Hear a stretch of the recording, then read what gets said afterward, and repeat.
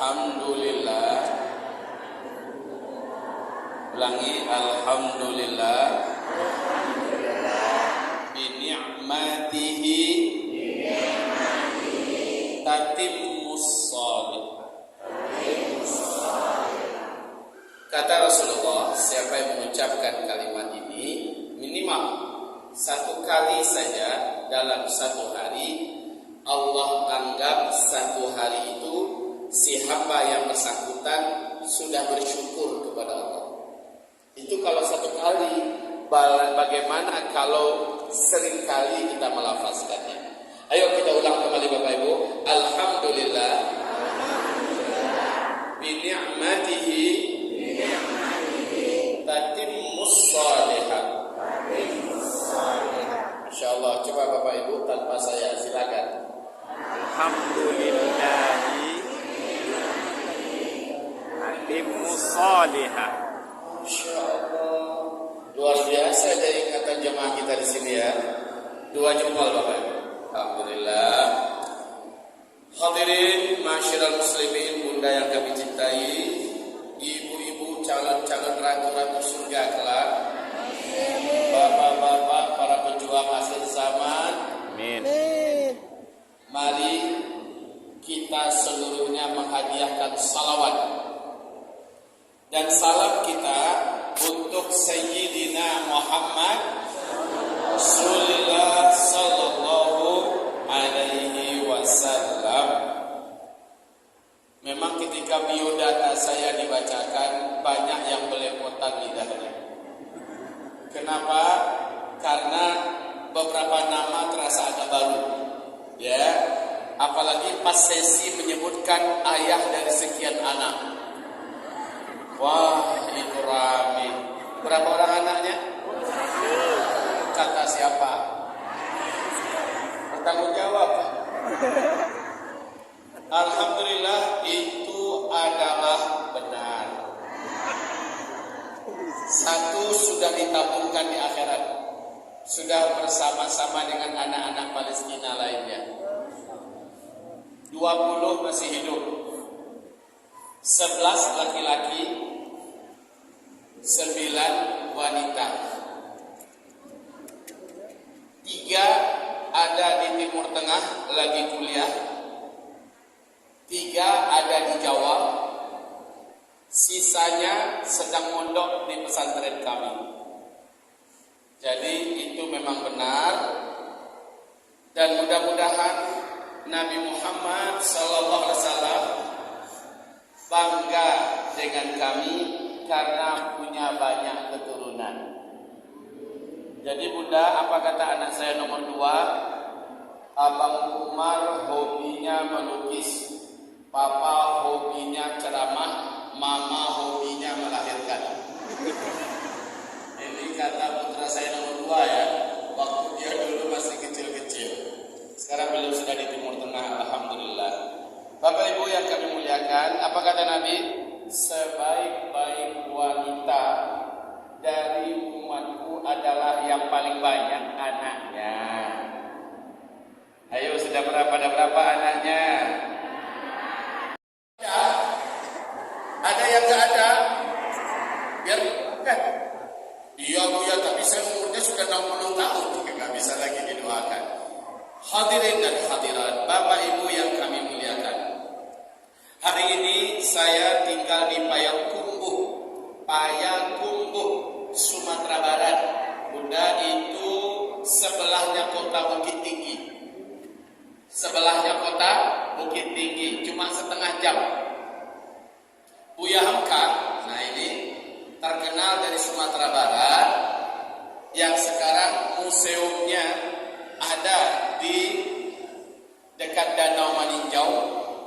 Sementara Bung Hatta ada di Bukit Tinggi. Nah, Payakumbuh di sebelahnya, pusat dan markas para pejuang Sumatera Barat, Payakumbuh.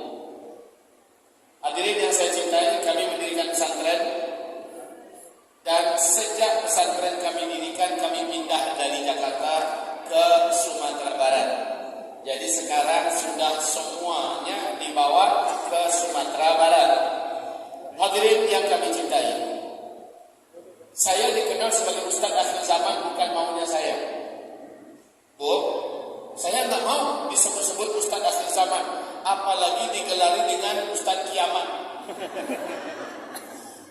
Sering bu, pas lewat cuma baru beberapa hari yang lalu, lewat di airport, 2 orang ibu-ibu bisik-bisik, tapi 1 meter jarak saya sambil nunjuk hidung, Ustadz kiamat, Ustadz kiamat, kiamat aja. Dia ngomong dengan temannya, tapi ditunjuk-tunjuk saya, macam tersangka saya jadi. Jadi baiklah ibu yang kami muliakan, mau tak mau kajian akhir zaman ini awal meledaknya di Malaysia. Sejak 2009 sampai 2014 saya kelilingi seluruh Malaysia. Lalu salah seorang saudara kami di Jakarta, padahal kalau mau jujur Bunda, kalau mau jujur Pak, saya saya terima status sebagai Ustadz akhir zaman. Tapi Bapak juga umat akhir zaman. Betul Bu? Ibu semua adalah emak-emak akhir zaman. Setuju? Gimana nggak sebut emak akhir zaman? Alhamdulillah sekarang Allah pertemukan kita. Selama ini tak pernah bisa menyangka akan masuk Lombok. Dari Sabang sampai Merauke, Bu, boleh dikatakan cuma 2 negeri yang selama ini belum pernah kami sentuh, Bali dan Lombok. Sekarang Lombok udah, Bali entah ada entah tidak, entah bisa entah tidak.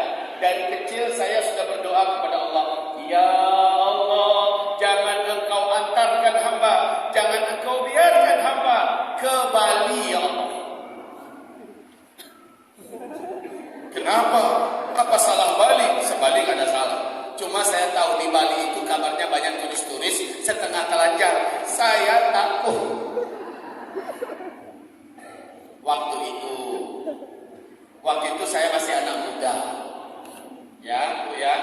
Lagi pula saya punya paham sufi. Sangat, siapa namanya? Ananda Raja. Lihat, kalau ibu-ibu ini luas, ada tablik akbar sama Musma, kami udah nabung untuk Palestina. Bu, Ibu, mereka manusia enggak? Makannya cuma sekali, Bu. Makannya cuma sehari, Pak. Atau dia butuh makan selama mereka masih hidup? Iya, mereka nggak bisa kerja. Tempat kerja mereka sudah hancur. Ya, mereka sudah tidak punya apa-apa. Berarti untuk sementara sampai mereka merdeka, makan minumnya harusnya selalu ada saudaranya yang nolong. Gitu loh, Bu. Boleh izin diturun ke bawah? Boleh jalan-jalan? Nah, bismillah. Saya jarang, Bu, kalau Pak ngomong tuh di atas kayak kena pasung. Nggak bebas bergerak. Kalau gini kan enak ya, Bu ya. Dan Ibu sudah bantu Palestina, alhamdulillah.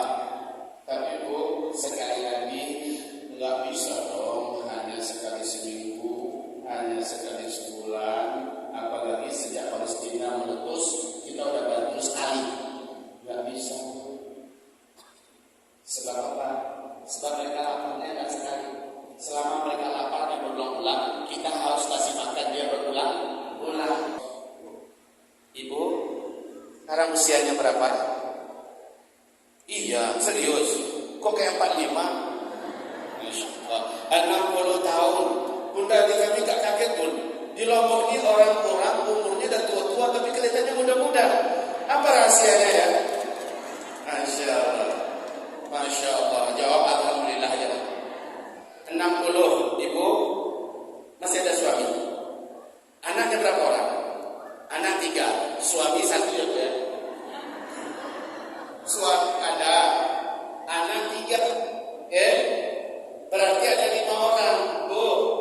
Ini kadang-kadang setiap kita, wahai Bapak Ibu, 5 orang, kira-kira kita selipkan 1 orang lagi nambah di keluarga kita, tapi orang Palestina bisa nggak?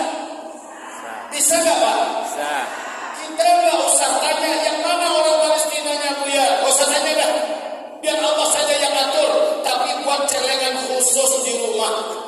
makan pagi kita, Bu, lalu kita ambil, wahai saudara Palestinaku, ini makan pagimu, masukkan. Makan.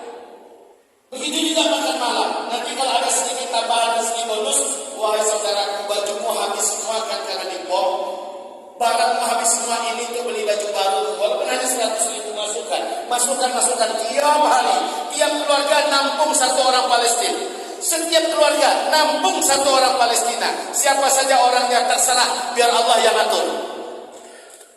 Kalau ada acara-acara besar begini, langsung atas nama ibu-ibu paguyuban, ya, tampil sekian keluarga dari kajian Ummahat Paguyuban, umpamanya bisa nampung 1 RT dari keluarga Paguyuban, ya, dia Paguyuban namanya, ya, ya benar, masya Allah. Jadi kita punya orang berdinir, ada tabungan.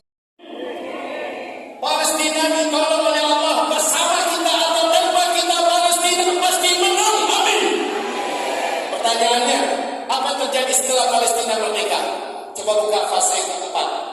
Buka fase keempat, coba lihat dulu sebentar Bapak Ibu. Di fase keempat ini, apa yang terjadi? Saya ambil di sini sebentar.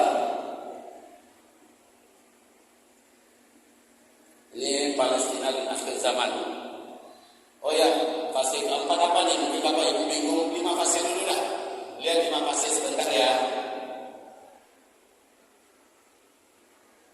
Ayo segera. Nah ini start, ini finish. Start ini Nabi Muhammad diutus. Finish ini adalah berakhirnya orang Islam serentak meninggal dunia sedunia. Setelah finish 40 tahun kemudian baru kiamat. Dan Nabi bersabda, dari start Nabi diutus, ya, kalian semua pasti menjalani 5 fase sejarah, barulah meninggal serentak seluruh orang Islam sedunia. Baik Bapak Ibu, fase pertama, kedua, ketiga sudah selesai. Fase pertama Nabi Muhammad yang memimpin kita 23 tahun. Fase kedua Khulafaur Rasyidin 30 tahun. Fase ketiga kerajaan dan dinasti yang selama 1227 tahun. 3 fase ini sudah selesai.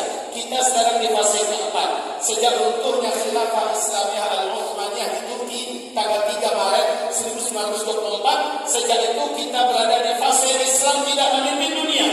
Dan kita sudah penghujung fase 4.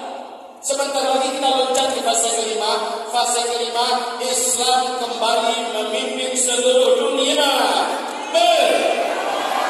Dan menurut KGB Rusia, Islam akan mulai memimpin dunia dengan khilafah Islamiyah tahun 2025.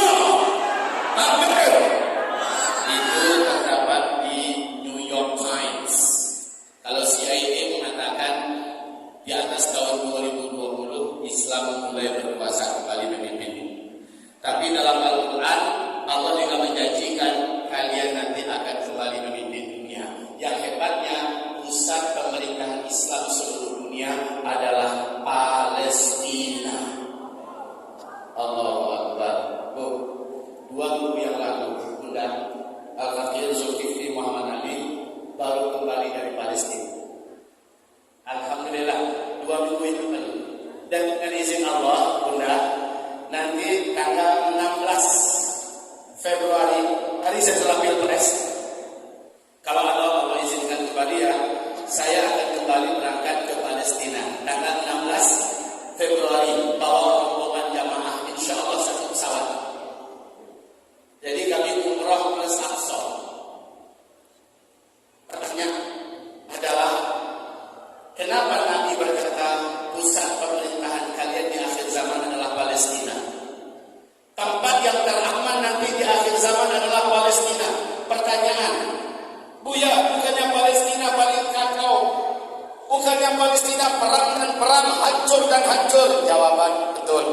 Tapi ketahuilah oleh Bapak Ibu bahwa hari ini seluruh kota-kota dari Palestina yang telah dijajah Israel oleh pemerintah penjajah Israel, Pak, mereka sulap menjadi kota-kota mewah, Pak.